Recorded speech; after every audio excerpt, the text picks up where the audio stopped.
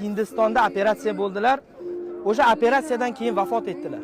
Meni boshimga tushgan narsani hech kimni dushmanimga ham ravo ko'rmayman, chunki eng yaqin insoni onada.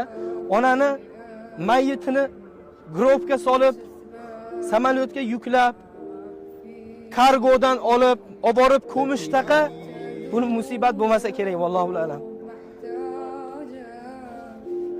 Onam o'sha Hindistonga olib borganimda bitta kattakon savdo markaz bo'ladi. U yerda savdo markazlarida bilamiz, narsalar qimmat bo'ladi.